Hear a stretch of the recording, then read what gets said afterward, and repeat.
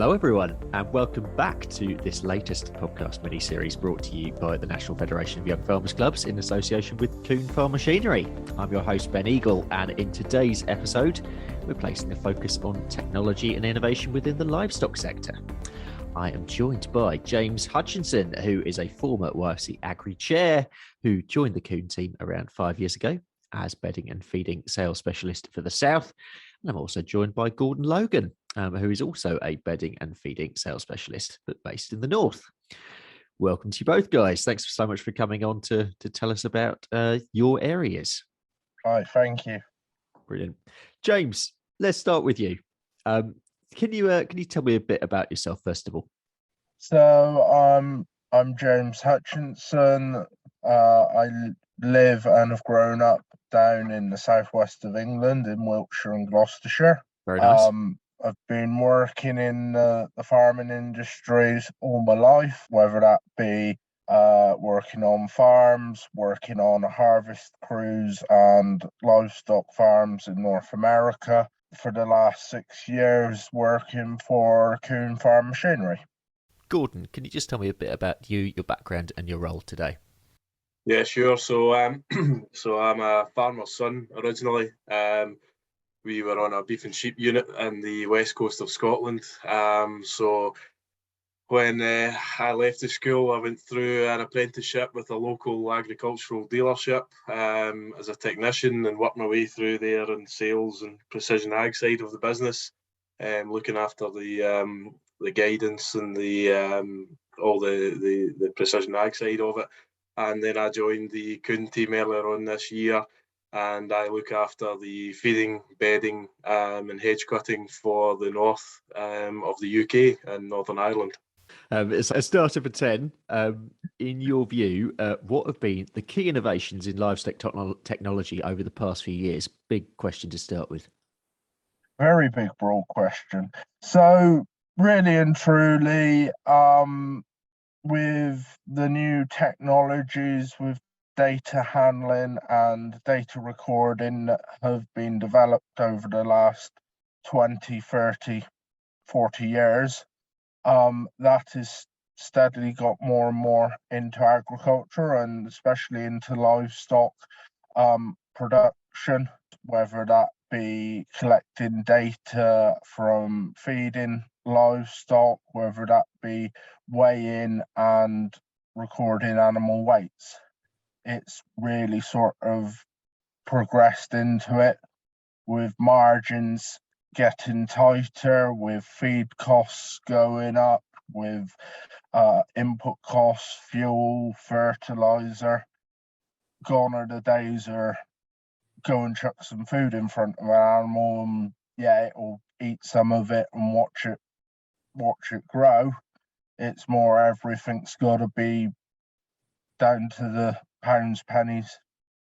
Absolutely. Really. And especially at the moment, farmers are particularly feeling the pinch. Based in this kind of climate, what sort of questions are farmers asking you about your kit specifically? I mean, what are they interested in or concerned about most? More and more people are looking to buy something that is value for money, something that is going to be reliable, that's going to last. They want something that's on the livestock side that is going to be fairly easy to use and very reliable, something that's got to work 24/7, 365 days a year in some cases, but it's got to be right for them to enhance their business and progress their business. Let's focus in on feeding. What kind of things are you looking at or looking for when it comes to innovating and rationalising the feeding process itself? Yeah, so obviously, as we mentioned, rationalising and becoming more efficient. When we look at the actual kit and we look at the number of features on the kit that's there to try and maximise the efficiency of it. So we've, certainly in the KUHN machinery, we have a number of features like to promote low power requirements. So you can run our machines with smaller tractors, so therefore lower cost to buy the machinery, lower fuel costs, etc. Obviously when it comes to feeding, we're looking at, better mixing time, we're looking at more efficient mixing, more consistent mixing. So, there's a number of features on the machines that obviously look to do that, but certainly what's growing and what everyone seems to be looking at now is looking at the data. So ration management, knowing what is going into the cattle and knowing what they're getting back out of the cattle is very, very important. So more emphasis has now been put on the measurement side of things, and it's generally through the ration management system. And on the bedding side, obviously, I mean, cow comfort has become far more of a thing in recent years. Also looking at efficiency based on what we were talking about earlier. Again, looking at innovation within sort of the bedding side, say your straw blowers, for example. How are you constantly sort of looking to change there? So again, with the variables in the climate, in weather conditions, farmers are looking for a machine that can handle different qualities of straw or different qualities of material that they're looking to bed down their animals with.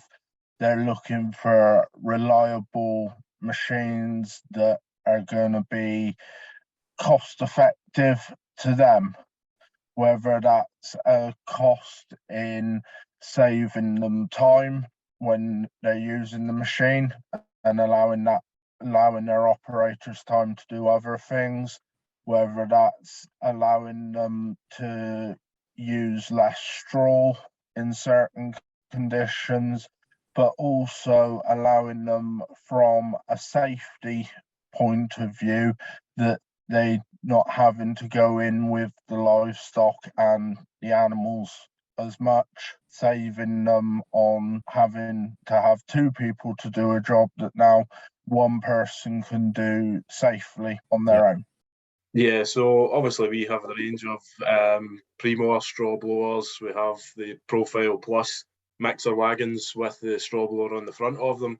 Again, you mentioned efficiency, probably some of the key features on the machines, such as like a polydrive system to lower the horsepower requirements to actually run the machine, again, means that we can run them in smaller tractors, so we can, increase fuel savings. When you're looking at the actual material that you're putting through the machine as well, as we mentioned, the price of things are rising and all the time here. So straw is a big cost for certain customers. So utilising a straw blower will quite comfortably, cut your straw usage by 25 to 30%. So that's important to manage the cost side, but looking at the comfort side as well, you're utilising a straw blower ensures that your stock of the best conditions, with an even straw mat across the pen or the shed. But we've got features on our straw blowers such as the clean straw system, basically, which injects water into the straw mat as it's leaving the chute, so it settles the dust in the shed far quicker. Basically, it's more comfortable conditions for the animals and the operator or farmer. So, there's a number of things to look at. Whether it's reducing the straw amount that you're using for bedding, or reducing the cost of actually running the machine, and then making things as comfortable as possible for the stock in the shed. Let's talk about your new weighing systems. The DG600 terminal is now a standard inclusion on all KUHN profile and Euromix trail diet feeders. Can you tell me about what that is and what it does? Yeah, so the DG600 is standard, as you say, across the trail mixer range. It's coupled up with our weigh cells, so it gives a system and it can be used as basic or as high tech as someone really wishes. It's a simple weighing system that can be used just to weigh what you're putting in, to tail the machine, etc. Or you can take it to the next stage where you can input your rations, your recipes, your ingredients and feed batches into the machine and basically produce consumption reports as to measure what you're actually putting in the mixer, as to what you're taking out of it. You can couple that up with the secondary display in the loader tractor through a wireless system on a smartphone or tablet.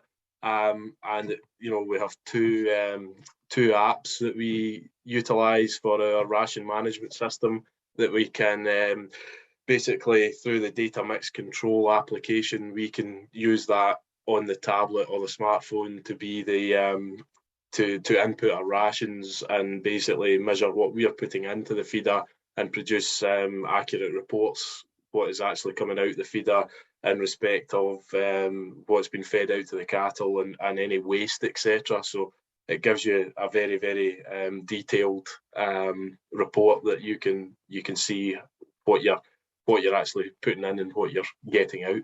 We spoke a little bit about data when you're talking about mixer wagons. What kind of data is being recorded now on farm to help farmers and advisors improve efficiencies, but also health and welfare? And perhaps some thoughts from you on where that's going as well. Sort of what kind of data do you think we might be looking for in the future? How can we continue to drive improvements? Some farms are using nutritionists. They want to know sort of exactly what's been fed to an animal on what day. They're then also on the dairy side using milk recording programs that this data has been fed into, so they can clearly see if there's a spike or a drop in the milk yield. They can then look at that, look back to seeing what was fed that day to that group of animals, who fed it, what time of day it was fed, where that ingredient or group of ingredients had come from. Was it the start of a new load of blend that had just arrived, or was it where you're getting to the end of one silage pit or one stack of bales or moved on to another, and how that can be monitored to get the best production out of each individual animal. I see it going forward with the way that fuel prices are increasing, that there will be more and more people looking to monitor their fuel usages and how they can be the most efficient with their equipment and keeping those costs of everything to a reasonable level. Yes, everybody would like to have everything at the bare minimum, but there's also an efficiency point in everything, that you can do everything at the bare minimum, but it might not quite get you the optimum. So it's measuring all of this. And then on the beef side of it more, it's a lot of farmers are weighing their animals at different stages, whether that's some weekly, some monthly, and again, taking into account what they're feeding and how that daily live weight gain is being optimized by what they're feeding and how they're looking after their animals. Just while we've got you on, James, because you obviously you were involved with YFC Agri for a time.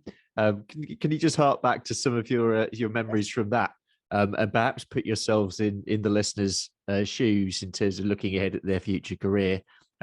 They might be really interested in what you're talking about today and want to hear out more.